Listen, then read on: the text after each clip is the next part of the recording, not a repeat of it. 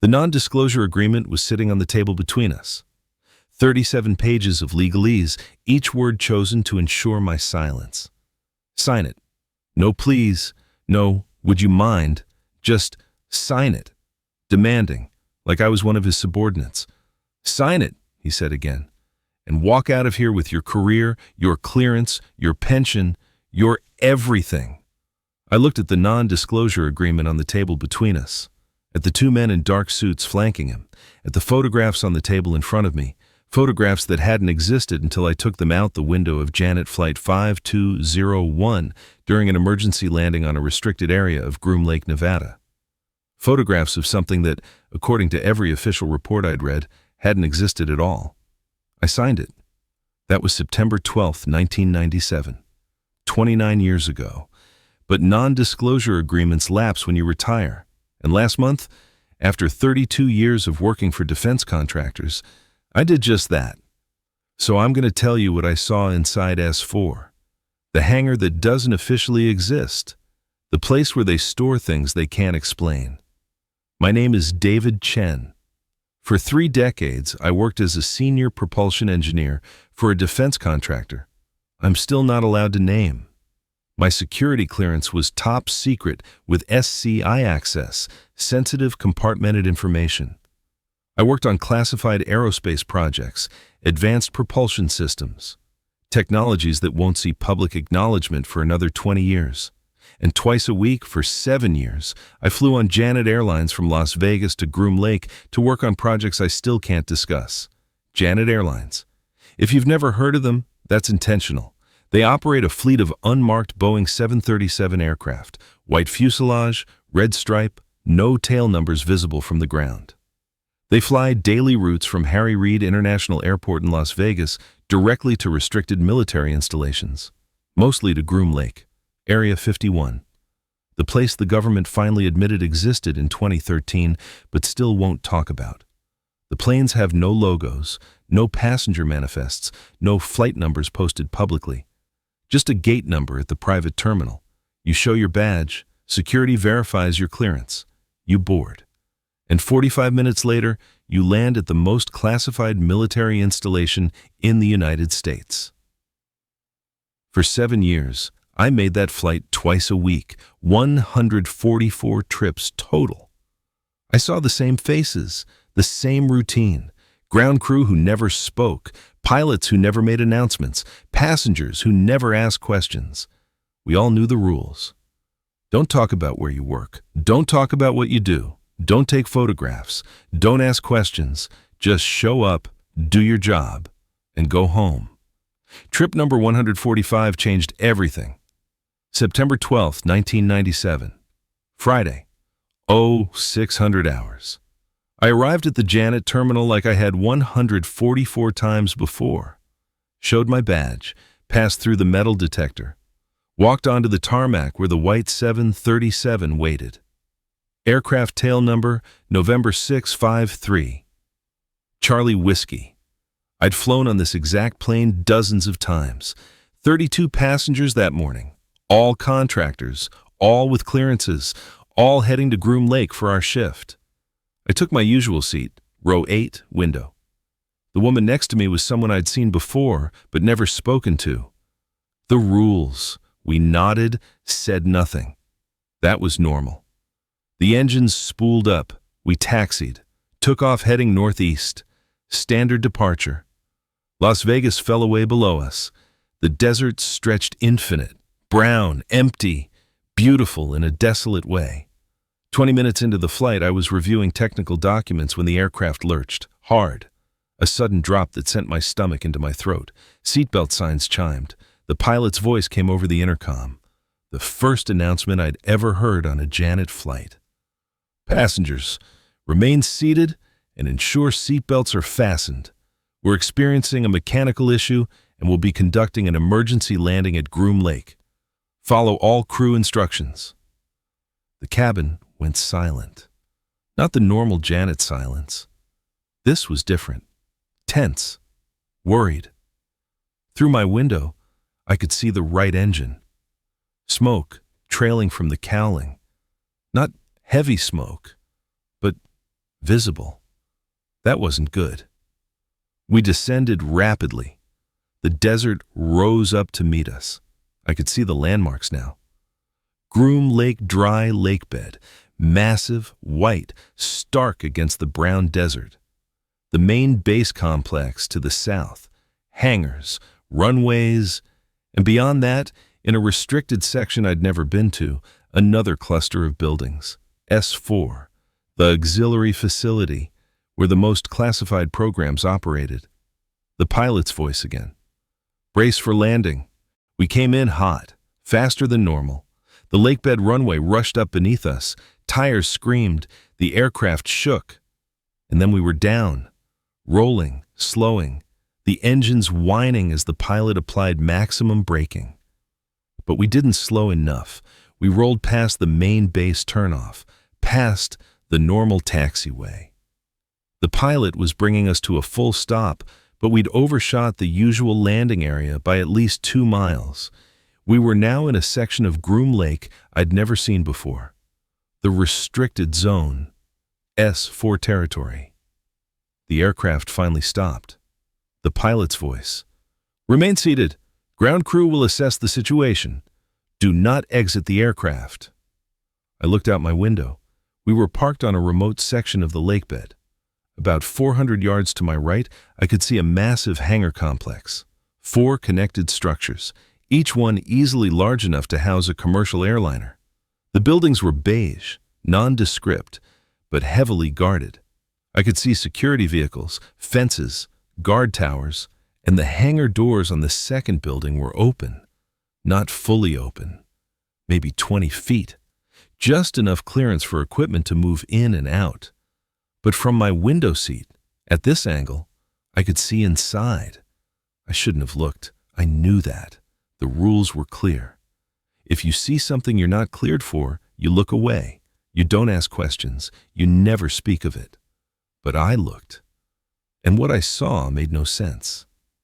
Inside the hangar, partially visible, was an aircraft, but not like any aircraft I'd ever seen. And I'd spent 3 decades working on advanced aerospace propulsion. I knew every classified platform the United States military operated. The F-117 stealth fighter, the B-2 bomber, the SR-71 Blackbird, experimental drones, hypersonic test vehicles, everything. This was none of those. The portion I could see showed a disc-shaped craft, maybe 40 feet in diameter. Smooth metallic surface, no visible seams, rivets, or panel lines, no wings, no nacelle, no engines, not jet engines, not rocket motors, nothing that resembled conventional propulsion. The surface had a strange quality. It looked metallic, but also seemed to absorb light rather than reflect it. Dark, gray, almost black, with a subtle iridescence that shifted as the angle changed. 3 technicians in white cleanroom suits were working near the craft. Diagnostic equipment surrounded it, cables, computers, instruments I didn't recognize. My engineer brain tried to rationalize what I was seeing. Experimental stealth drone, advanced reconnaissance platform, some black project I wasn't cleared for, but the design made no aerodynamic sense, no control surfaces, no visible intake or exhaust. How did it generate lift? How did it maneuver? I pulled out my camera. Stupid. Incredibly stupid. Taking photographs on Groom Lake was grounds for immediate arrest, clearance revocation, and federal prosecution. But in that moment, my curiosity overwhelmed my common sense. This was something extraordinary, something that shouldn't exist. I took 3 photographs through the window, quick, discreet, the camera barely visible. Then I put it away and looked down at my lap, heart pounding. Outside, security vehicles were approaching our aircraft, multiple SUVs black, unmarked. They surrounded the 737. A ground crew truck pulled up. Maintenance personnel in orange vests climbed out and began inspecting the smoking engine. The pilot's voice came over the intercom again.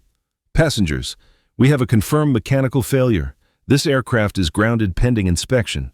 An alternate aircraft will arrive within 90 minutes to transport you to the main facility. Remain seated.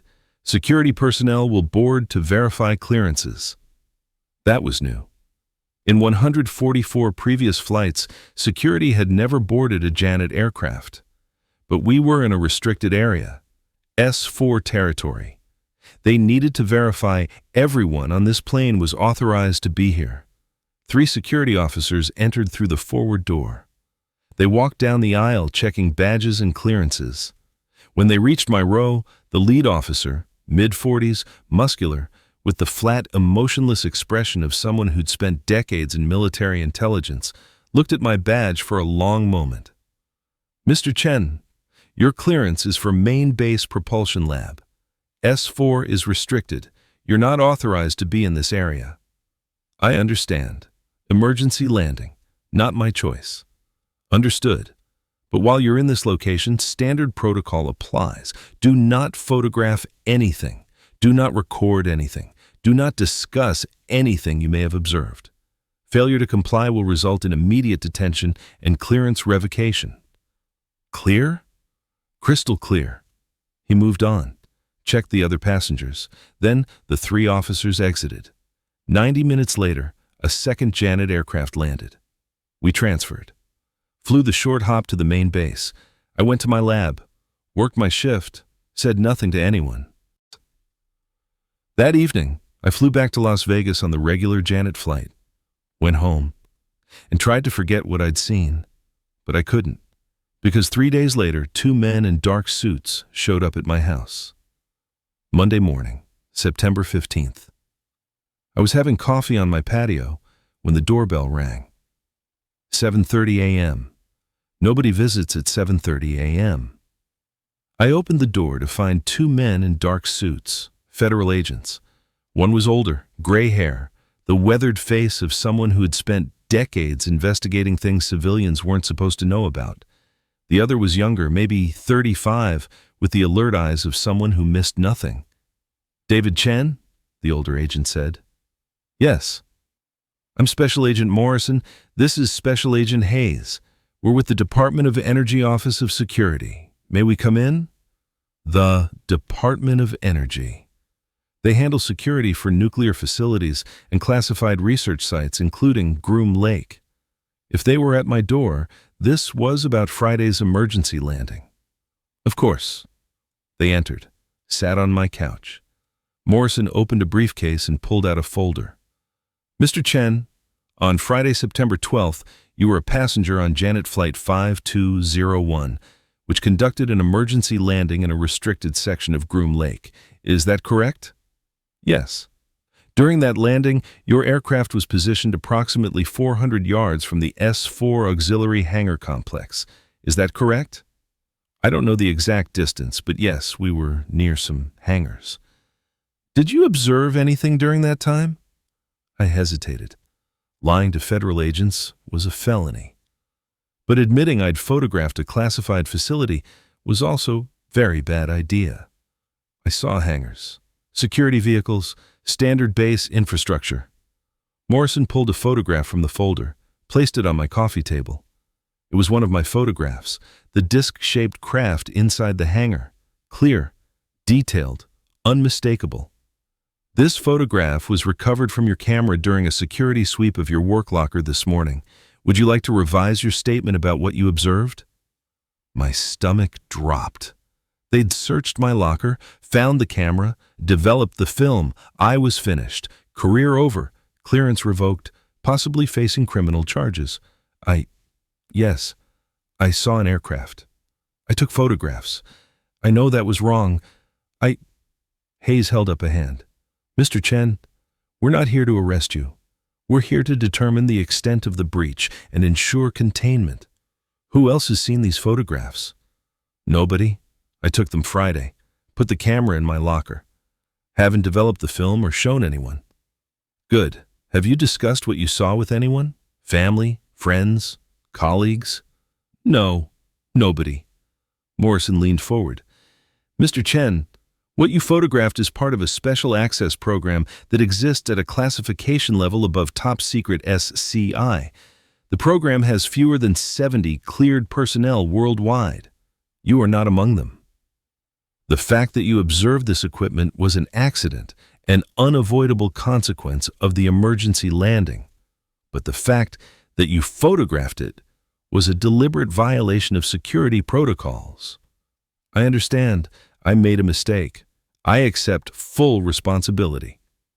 Under normal circumstances, Hayes said, this would result in immediate termination, clearance revocation, and federal prosecution under the Espionage Act. However, given your 30 years of service, your previously clean record, and the circumstances, we're prepared to offer an alternative. Morrison pulled out another document, the NDA, 37 pages. This is a Special Access Program non-disclosure agreement. It contains provisions far more restrictive than your current clearance agreements. You will sign this document. In doing so, you agree never to discuss, describe, photograph, or in any way reference what you observed on September 12, 1997. This agreement is binding for life. It supersedes standard clearance, NDS, and carries enhanced criminal penalties for violation. And if I refuse to sign? Then we process this as a standard security breach. You're arrested. Your clearance is revoked. You lose your job and your pension. And you face up to 20 years in federal prison for photographing a classified special access program without authorization. Not much of a choice. I'll sign. Morrison laid out the document, page after page of legalese. But the core message was clear. I would never speak of what I'd seen, never write about it, never reference it. For the rest of my life, that disc-shaped craft in S-4 would remain a secret I carried alone. I signed. Hayes collected the documents. Your camera and film have been confiscated. All photographs have been destroyed. Your work locker was sanitized. As far as official records are concerned, this conversation never happened. You never photographed anything. You observed only standard base infrastructure during the emergency landing. Is that clear? Clear. Good. You'll continue your work as normal. Your clearance remains active, but you are now flagged in the system. Any future security violations, no matter how minor, will result in immediate termination and prosecution. Understood? Understood. They stood. Morrison handed me a business card, blank except for a phone number. If anyone ever asked you about what you saw, you call this number immediately. Don't discuss. Don't explain. Just call. Someone will handle it. Then they left. I sat on my couch for an hour, staring at that blank business card, thinking about what I'd agreed to. 30 years of silence. Legally enforced, backed by federal prosecution. For the next 29 years, I kept that agreement. Never spoke about it. Not to my wife, not to my colleagues, not to anyone. The secret became a weight I carried. A memory I couldn't share. A truth I wasn't allowed to speak. Until last month when I retired. And realized the NDA specifically stated it was binding during the term of your employment and security clearance. But once you retire and your clearance expires, the legal foundation of that agreement becomes questionable. So I contacted a lawyer, spent 3 weeks reviewing the NDA clause by clause, and discovered something interesting. The agreement was binding only insofar as the classified program I'd observed remained active and classified. But if that program was ever declassified, or if evidence of it entered the public domain through other means, the NDA's legal force diminished significantly. And in 2023, David Grusch, a former intelligence officer, testified before Congress about a secret UAP retrieval and reverse engineering program. He specifically mentioned that the government possessed non-human technology retrieved from crash sites and stored at undisclosed facilities. When I watched that testimony, I realized Grusch was describing exactly what I'd seen at S-4, the disc-shaped craft with no conventional propulsion, the clean room environment, the diagnostic equipment, everything matched. If a whistleblower was testifying before Congress about this program, then the wall of secrecy was already cracking. And my NDA, signed under threat of prosecution 29 years ago, was on increasingly shaky legal ground. So I'm speaking now, not to violate security, not to harm national defense, but because the truth matters, and because what I saw in 1997 deserves to be part of the public record. Let me be clear about what I observed. The craft inside S-4 was approximately 40 feet in diameter. Disc-shaped, seamless construction with no visible panel lines, rivets, or fasteners. The surface appeared metallic but had properties unlike any alloy I'd worked with in 30 years of aerospace engineering. It absorbed light rather than reflecting it. Dark gray with a subtle iridescence. No wings, no tail, no control surfaces, no visible propulsion system, no jet intakes, no rocket nozzles, no exhaust ports. Nothing that resembled conventional aerospace design. 3 technicians in cleanroom suits were performing what appeared to be diagnostic work. The equipment around the craft included oscilloscopes, spectral analyzers, and instruments I didn't recognize. This wasn't a static display. This was active research. As an engineer, I tried to rationalize what I was seeing. Maybe it was an experimental stealth platform. Maybe it was a test article for some advanced material. Maybe it was a mock-up.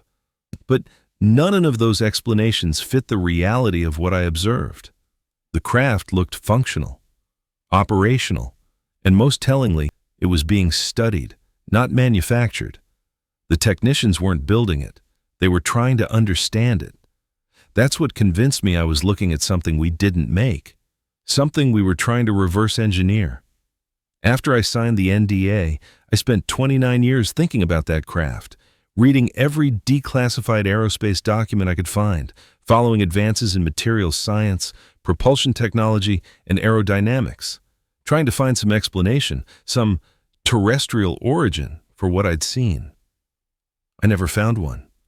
No stealth program we've ever declassified matches that design. No experimental aircraft, no drone, nothing. And believe me, I looked. Because I wanted a conventional explanation. I wanted to believe it was ours. That would have been easier to accept. But the more I learned about aerospace engineering, the more impossible that craft became. The design violated basic principles. No lift surfaces, no visible propulsion. No way to generate the thrust required for flight using any known technology, unless it wasn't using known technology. In 2023, when David Grusch testified before Congress, he mentioned that recovered craft demonstrated technical capabilities far beyond anything in our current aerospace inventory. He said these craft were not made by human hands, and that reverse engineering efforts had been ongoing for decades. When I heard that, I knew he was talking about programs like S-4, facilities where they study things they can't explain, where engineers like me, people with the highest clearances, the deepest expertise, are brought in to try to understand technology that breaks our understanding of physics. Grusch also mentioned that these programs operate under extreme secrecy, that witnesses are threatened with prosecution if they speak, that careers are destroyed to maintain silence. I lived that reality. For 29 years, I carried a secret that could have ended my career, revoked my pension, and sent me to federal prison if I spoke. The NDA I signed wasn't a formality. It was a weapon, a legal tool to enforce silence. But here's what they didn't count on. Eventually, secrets leak. Whistleblowers emerge. Congressional oversight forces disclosure. And when that happens, the legal threats that kept witnesses silent for decades start to lose their power. I'm not the first person to see inside S-4, and I won't be the last to speak about it. Bob Lazar claimed in 1989 that he worked at S-4 on recovered alien spacecraft. His testimony was dismissed as fraud. His credentials were questioned. His story was attacked from every angle.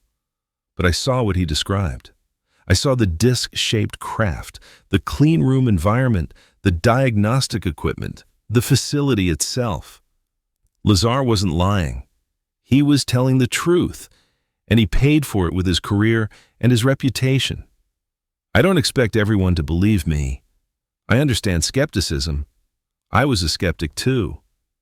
Before September 12, 1997, if you told me the government had recovered alien spacecraft, I would have laughed. But seeing changes you, knowing changes you, and I know what I saw. The question isn't whether these craft exist. The question is, what are they? Where did they come from? And why are we keeping them secret? I don't have answers to those questions. I wasn't cleared for the program. I only saw what I saw because of an emergency landing that put me in the wrong place at the wrong time. But I can tell you this, the United States government possesses technology that it did not create. Technology that demonstrates capabilities far beyond our current understanding. And they've been studying it in secret for decades, at facilities like S-4, under programs so classified that even senior members of Congress don't have access, with legal agreements so restrictive that witnesses face decades of imprisonment if they speak. But the walls are cracking. Whistleblowers like David Grusch are testifying. Congressional hearings are demanding transparency. And witnesses like me, who signed ND as under threat of prosecution, are realizing that those agreements are no longer enforceable when the programs they protect are being discussed openly before Congress. So, I'm adding my testimony to the record.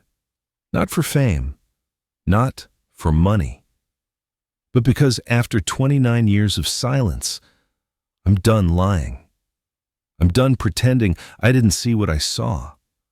I'm done letting fear of prosecution keep me quiet. On September 12, 1997, during an emergency landing at Groom Lake, I witnessed technology that should not exist. I photographed it. I was threatened into silence, and for 29 years I obeyed. But my clearance is expired. My NDA is legally questionable, and the truth matters more than my fear. They can sue me. They can prosecute me.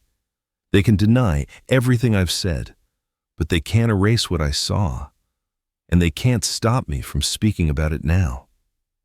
The craft is real. S-4 is real.